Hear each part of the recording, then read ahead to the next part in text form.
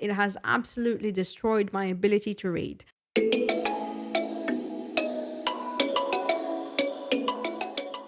Hello everyone and welcome to a new video. My name is AJ. I will be your host, and before we start with today's clusterfuck of a video, I want to thank everybody who has subscribed, who has watched my videos, has been very supportive to me in the past few weeks and the past few days. This has been absolutely insane. I did not expect to get this much support from everybody, and I am thankful to each and every one of you. I'm thankful that already the community that I wanted to be a part of is here.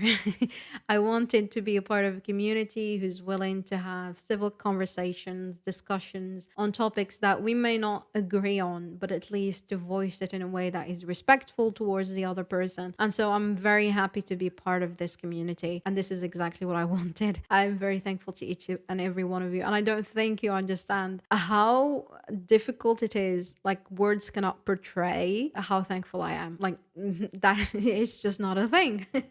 But yeah, I appreciate you. Today, we're going to be talking about my February wrap up. I will also be telling you what I'm planning to read on March, or in the month of March, and I will give you a small.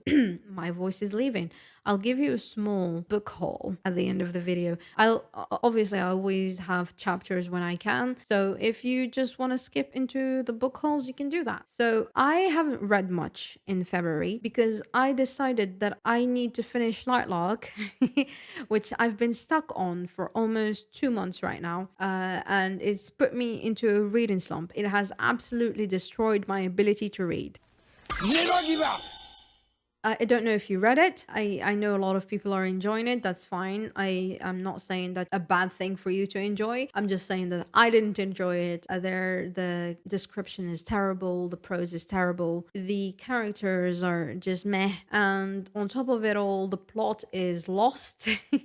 I don't know where the plot is. I don't think the author knows where the plot is. We're constantly chasing MacGuffin after MacGuffin after MacGuffin, and it's just not working. Now, however, I'm not going to say that the book is unsalvageable or it shouldn't be written. I think it should have either been extremely worked on to kind of fix all of the problems that it had before it was published, or it should have just been a visual novel. Now, why I think it should be a visual novel, you should tune in for next week. I will explain in detail why I think this would have worked a lot better as a visual novel as opposed to an epic, or at least it tries to be, I think, an epic fantasy. I think right now it falls under romantasy. I'm not really sure, but yeah, it put me in a reading slump. I am disappointed. I was promised a death game. Nobody has died. I'm 60-ish% through the book. Nobody's died. Nothing happened. The only time that there is a semblance of an attempt of description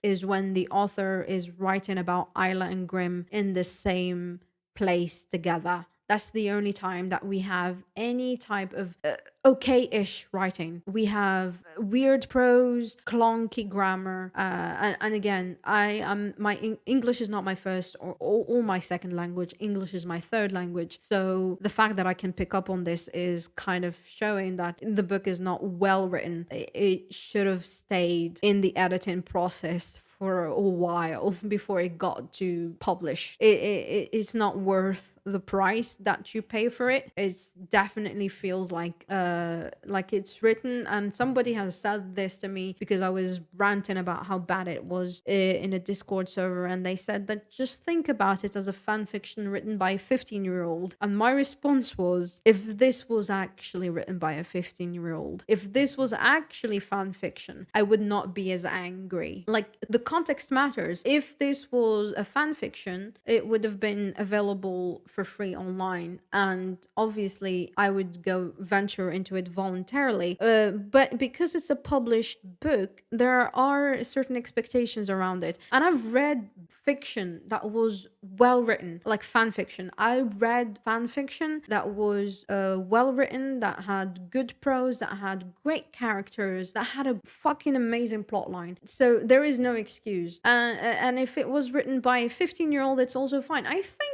Eragon was written by a 17-year-old and it has problems, but that still is better. That still is better than LightLark. There is no excuse. There is no excuse for why this book sucks. Again, it's fine if you enjoy it. This is not saying that you're stupid for enjoying this kind of book. That's fine. You can enjoy whatever book you want. This is just saying that you deserve better. That you deserve a better storyline, a better writer, and a better book. And your time is more valuable than what this book is offering. That I'll leave my general thoughts at this, and I'll move to what I'm planning to read in March. So for March, the first book that I have is The Long Walk by Stephen King. This was recommended by David from Four Corners of the Page, which, by the way, you should check out. His channel is great. He's doing a lot of Malazan content, which I've never heard of. First time that I've heard of Malazan was through his channel, and I'm trying my best to avoid any video where he mentions Malazan. Sorry, I'm mixing my words. Where he mentions Malazan, because I want to read the series just because he hyped it up, and I'm like, okay, I've never heard of this. I want to read it now. So I'm trying to avoid spoilers. David, if you're watching this, please give me any type of warning whenever you're planning to talk about it in any video that doesn't mention it in the title. And I've picked The Long Walk from one of his videos where he was talking about Stephen King's books that he would recommend to people. And I already have Stephen King in my back burner of TBR because I have the Dark Tower series. But yeah, I'm excited for The Long Walk. It's about a dystopian society where they send a bunch of 16-year-olds on, literally, as the name says, a long walk, and they're not allowed to slow down or stop. Otherwise, I think they die.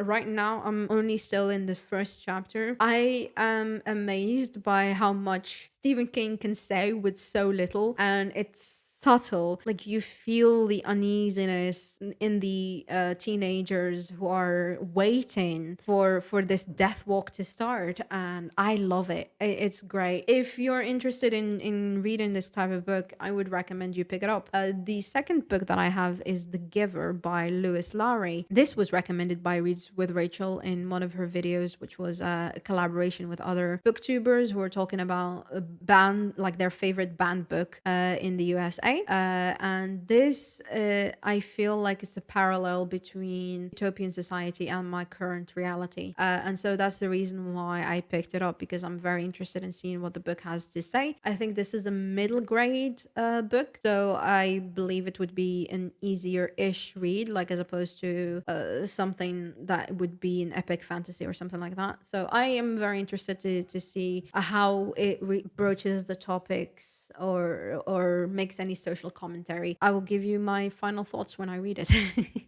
For the third book is The Hate You Give. This one I picked up because I'm in a book club online that is reading this book this month, and I don't know much about it, but judging from the content warnings that we were given, it definitely delves into a lot of societal discussions, and so I'm interested in seeing that as well. I think you can see a theme here about the type of books that I'm interested in reading.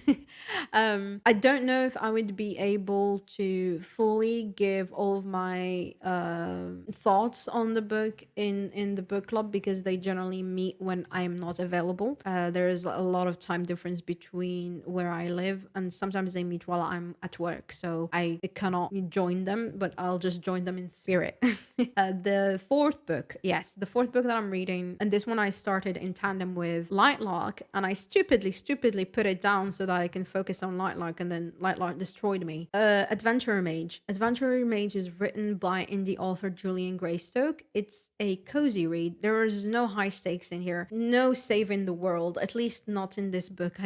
Not so far. I'm in chapter 4, which is too early to say, but the general consensus, or at least the promise of the book, is it's about Maeve kind of escaping slavery, basically, and finding herself. So I think that's the general storyline right now, because there is nothing in the book that's kind of giving me the end of the world or like we must save the world vibes. That's hasn't been promised. So it's not high stakes, I don't think, and it's a very cozy read. I believe that this reads a lot like The Final Empire, the first book of Mistborn by Brandon Sanderson. And I don't want to say that they are similar, but I think that it's a similar style, like writing style, or at least the flow. It's very logical in terms of how the story flows, and I enjoy that very much. The prose is written very well. You can relate to Maeve. It's like she's in front of you. You are very easily transported into the world. I love the magic system. I think so far it's a soft magic system. It's not a hard magic system. It might become harder as the story goes on. So as she explains, as Julian explains more in the story, maybe it'll become harder. But so far in the earlier chapters, it feels like a soft magic system. The fifth book that I have is Fourth Wing by Rebecca Yarros. I think the third book in the series has just come out, and I'm picking this up just because you either love it or hate it, and I kind of want to see whether I would love it or hate it. And I'm not really sure. I will only be reading, again, kind of like LightLark, read just the first book, and then I will see where I fit in that category. If I enjoy it, or at least if it's passable, I might pick up the second and third book, at least the second book, and then see if I like that and then pick up the third book. But if I don't, then I'll stop with the first one. I don't generally want to waste my time reading something that I won't enjoy unless I've already invested money in it. So the last book that I have is Bloom by Delilah S. Dawson. This was heavily recommended to me by Jess Owens in a live stream, and everybody else in the comment section was also heavily telling me like, no, you need to pick it up. It's great. So this is a sapphic novella, and that's pretty much all I know about it. And so I'm excited. By the way, there is another book that I've picked up because of Jess Owens, and this one is in my back burner for now because I've already have too many books because I'm delusional in my ability to do things. So it's Blood Over Bright Haven by ML Wang. Again, unfortunately this might be on my next month's TBR, but it's not on this month's TBR just because I already have too much. Right. So right now we can move on to the books that I bought because books are extremely hard to get here. I usually buy whatever I can get my hands on, which means I most of the time buy books that I don't know anything about, and I've only seen them on TikTok, because book dealers here, they check what is trending, and so they buy them or at least make them available. So please read responsibly, because when you read good books and talk about good books on TikTok, it means that I also get access to good books.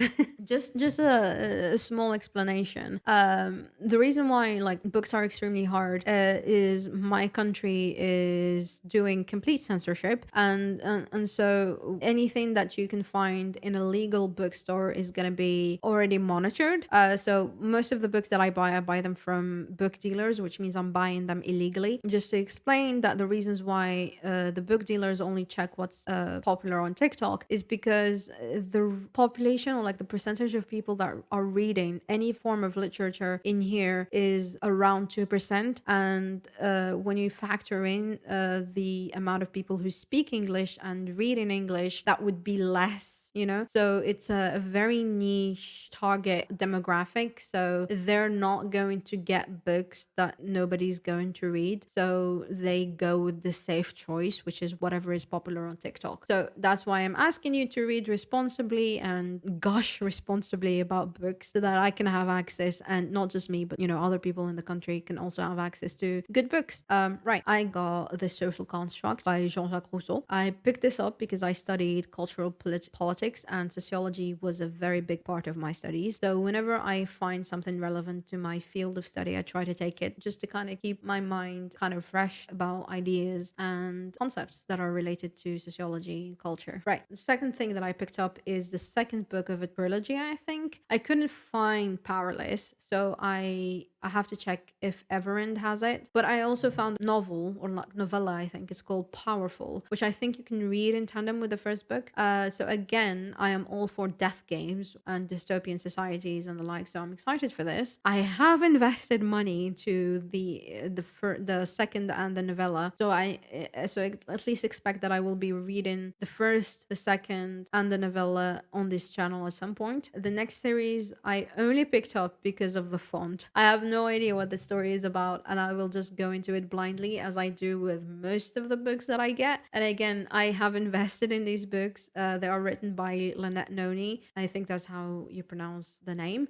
I don't generally pick up books for how the front cover looks, but I do pick them up for the title, and I did find that the layer on the front was unusual, so literally that's the only reason why I bought them. I also will have to look online and see if this is a trilogy, because I only have 3 books, which is the Blood Traitor, the Prison Healer, and the Gilded Cage. And I don't know what is in what order they go. So I will have to check online to see that first. The next one is The Rule Book by Sarah Adams. I can tell that this is going to be a romance based solely on the cover, because I think recently there's been a trend of other booktubers talking about how a lot of romance novels have this type of cover, and it's problematic because parents kind of don't read what they're buying their kids, because they just assume from the art that this would be safe for young readers, right? So I generally don't read modern romances, but there's a first time for everything, and I wanted to give this a shot because it was available, and I think it was the only book of the sort that was there. Also, I got what is called I got the Queen of Nothing by Holy Black, and my understanding is this book is from a series. However, this is the only book in the series that I could find at any book dealer in the city. I don't even know where this stands in the series. I don't know if it's the first book, but the front page says it's book 1. So if it is, then I'm good, because I can just read it and then see if I'm at all interested in the storyline to read the rest. And obviously, if it's not, then I have to look where this actually stands and then read all of the books that come before it so that I can fucking read this. Now, this is the problem with book dealers, is that they usually just look what's available, or like what's popping, what's trending. Sorry, what's popping. Yeah, I'm not old at all. And then they just get those instead, without checking where they stand in the series. I ended up with another book that was the finale of an entire series, and I cannot read it because I don't know what has happened in any of the other books. So it's just sitting in my small little library collecting dust. The other thing that I got was Madame Bovary by Gustave Flaubert, which is always nice because I do love the classics and I enjoy them very much. One of my favorites is a historical fiction titled The Man in the Iron Mask by Alexander Dumas. I have lent it to friends and I read it multiple times, so you can tell by the wear and tear that it is a very good favorite of mine. Now, lastly but not least, I have The Poppy War by R.F. Kuang, which again, this has been extremely hard to find, so I'm excited to read it down the line. I know that R.F. Kuang does a lot of social commentary in her books, so I'm excited to see what this story brings. Again, I'm always going into books generally knowing nothing. When I am reviewing them for you and when you're getting the review, I usually read the blurb, but by that time, I've already finished reading the book, so I'm not spoiling anything for myself. I like going into books blind because then it's just like I know nothing. I'm a blank slate. I have no opinion. Impress me.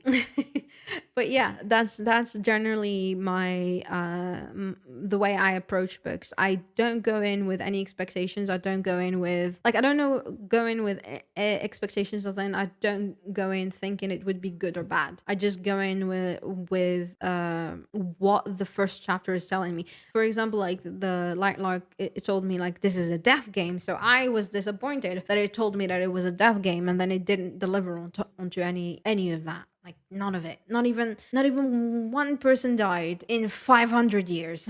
That is amazing. That is amazing that this death games happened 5 times and nobody has died. I will stop my rant about LightLark because you're going to see the full thing next week. Hopefully. Fingers crossed. I don't want to curse it. But thank you very much for joining me. I hope you enjoyed this clusterfuck as always of a video. Let me know if you're excited about any of these titles. Let me know if you've read any of these books because I'm always interested in hearing your opinions. Just no spoilers. No spoilers, please. Thank you. I'll see you in the next one. And as always, I would like to give a very special thank you to my Chai tier supporter, Ketchup, who's supporting me and supporting the work that I do over on Coffee. Thank you so much. Have a good day, and I'll see you in the next one. Bye bye.